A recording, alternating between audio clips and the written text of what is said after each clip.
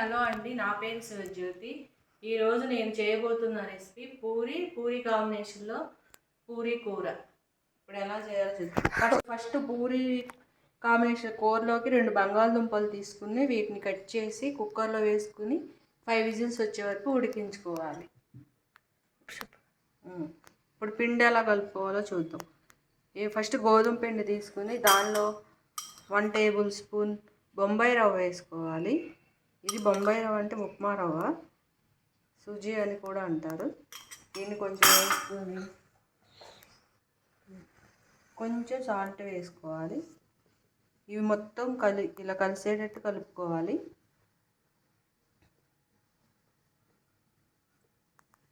ఇలా కలుపుకుని తర్వాత వాటర్ పోసుకొని మరీ మెత్తగా లూజ్గా కాదు, గట్టిగా కాకుండా మీడియంగా పిండి కలుపుకోవాలి. కలుపుకున్న తర్వాత దీని మీద ఒక ప్లేట్ వేసి దీన్ని ఒక ½ అన్ అవర్ నాననివ్వాలి.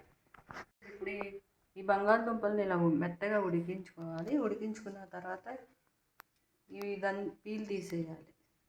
ఈ బంగాళదుంపని ఇలా ఉడికించుకున్న తర్వాత దీన్నంతా ఇలా మెత్తగా స్మాష్ చేసుకోవాలి. పీసులన్నీ ఇలా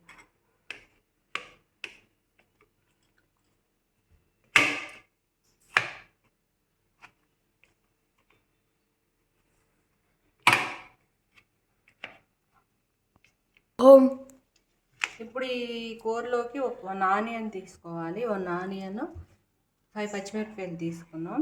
దీనిలో కారం వేయము. దీనిలో కావాల్సిన కారం అంతా మనం ఎంత కారం తింటే అంత పచ్చిమిరపకాయలే వేసుకోవాలి. దీన్ని ఇప్పుడు బారుగా కట్ చేసుకుందాం. చూడండి, ఇప్పుడు పూరి కూర ఎలా చేయాలో చూద్దాం. ఫస్ట్ ఒక బాండీ తీసుకుని బాండీ బాగా వేడవనివ్వాలి. వేడైన తర్వాత ఆయిల్ పోసుకోవాలి. ఈ ఆయిల్ కూడా వేడవ్వాలి. చూడండి, ఆయిల్ వేడైంది. వేడైన తర్వాత కొంచెం ఆవాలు, కొంచెం జీలకర్ర, కొంచెం పచ్చనగపప్పు వేసి కట్ చేసుకున్న ఆనియన్స్ దీనిలో వేసుకొని ఫ్రై చేయాలి. చూడండి, ఈ ఆనియన్స్ ఇలా కొంచెం మగ్గిన తర్వాత దీనిలో ఎక్కువ సాల్ట్ కాదు, కొంచెం సాల్ట్, కొంచెం పసుపు వేసుకొని మగ్గనివ్వాలి. ఆనియన్స్ ఇంకా మగ్గాలి. ఇంకా ఒక 5 మినిట్స్ మగ్గనివ్వాలి. చూడండి, ఇప్పుడు ఈ ఆనియన్స్ అన్నీ ఇలా మగ్గిపోయింది కదా. మగ్గిపోయిన తర్వాత ఇందాక మనం 2 బంగాళదుంపలు తీసుకుని ఉడికించి వాటిని ఇలా మెత్తగా స్మాష్ చేసి ఇప్పుడు దీనిలో వేసి దీన్ని కూడా ఒక 2 మినిట్స్ ఉడకనివ్వాలి.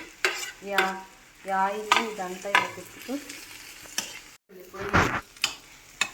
ఈ బంగాళదుంపలు ఉడికిన తర్వాత దీనిలో మీరు ఎంత సాల్ట్ తింటారో మీరు రుచికి సరిపడా సాల్ట్ వేసుకోండి. కొంచెం సాల్ట్ వేసుకుని మళ్ళీ ఇలా ఒక 2 మినిట్స్ దీన్ని ఉడకనివ్వాలి. ఇలా ఉడికిన తర్వాత దీనిలో వాటర్ పోసుకోవాలి. నేను 1 గ్లాస్ వాటర్ పోసుకున్నాను.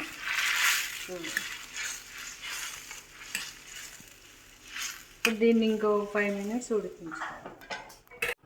చూడండి, ఇలా బాయిల్ అవుతున్నప్పుడు దీనిలో ఒక ½ టేబుల్ స్పూన్ ధనియా పౌడర్ వేసుకోవాలి. వేసుకొని దీన్ని ఉడికించుకోవాలి. ఇప్పుడు చూడండి, 1 టేబుల్ స్పూన్ శనగపిండి తీసుకున్నాను. ఇప్పుడు దీనిలో కొంచెం వాటర్ పోసుకొని దీన్ని ఉండలు లేకుండా కలుపుకోవాలి. ఉండలు ఉండకూడదు.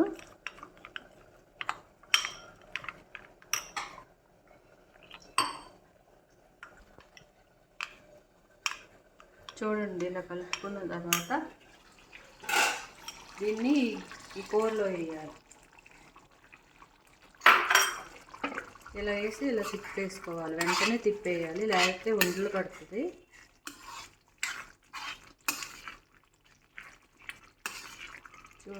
చూడండి అంతే అండి. ఇది చాలా టేస్ట్గా ఉంటుంది. ఈ కూర మనం రెస్టారెంట్లో తినే కూర కన్నా ఇలా చేసుకుంటే ఇది ఇంకా చాలా టేస్ట్గా ఉంటుంది. మీరు కూడా ఒకసారి ట్రై చేయండి. చూడండి, ఇప్పుడు పూరి ఎలా చేయాలో చూద్దాం. ఇప్పుడు ఈ చపాతీ పిండిని గోధుమ ఇలా చిన్న ఉండాలుగా తీసుకోవాలి. మరీ పెద్ద వేయొద్దు.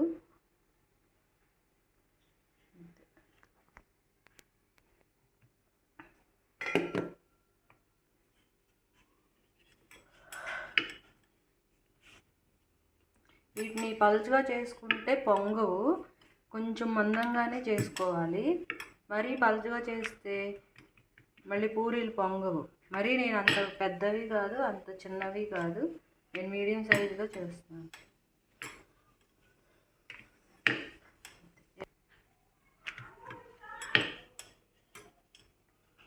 చూడండి, ఇలా చేసుకోండి. ఇలా చేసుకుని అన్నీ చేసుకుని ఇలా పక్క ప్లేట్లో తీసుకుని పక్కన పెట్టుకోండి.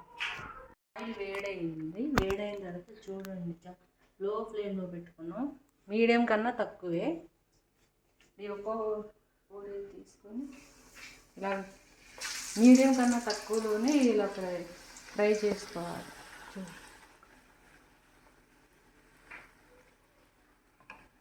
చూడండి, ఇలా పొంగుతున్నాయి కదా.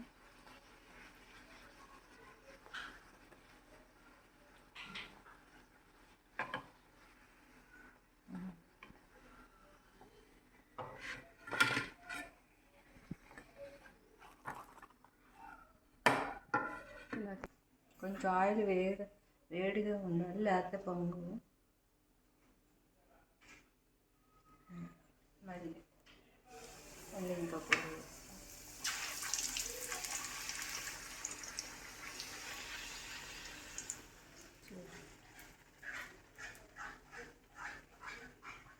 ఇలా పొంగిన తర్వాత మళ్ళీ ఇలా తిప్పుకోవాలి.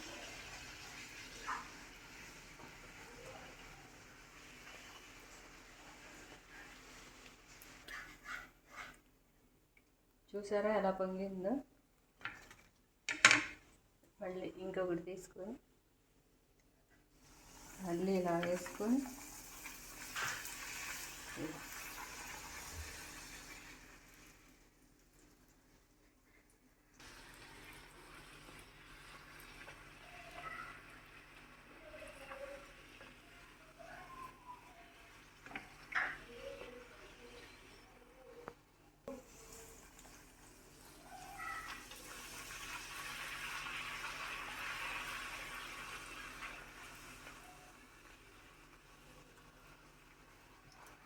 మళ్ళీ కొంచెం ఆయిల్ వేడి తగ్గినప్పుడు మళ్ళీ మధ్యలో ఒకసారి మళ్ళీ ఆయిల్ కొంచెం స్టవ్ హైలో పెట్టి మళ్ళీ వేడి చేసుకోవాలి.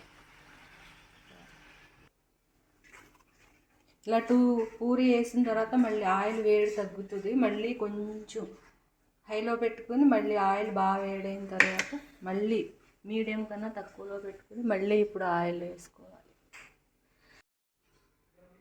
అన్ని పూరీలన్నీ ఇలా చేసుకోవటమే. చూడండి, పూరీ కాంబినేషన్లో పూరీ కూర రెడీ.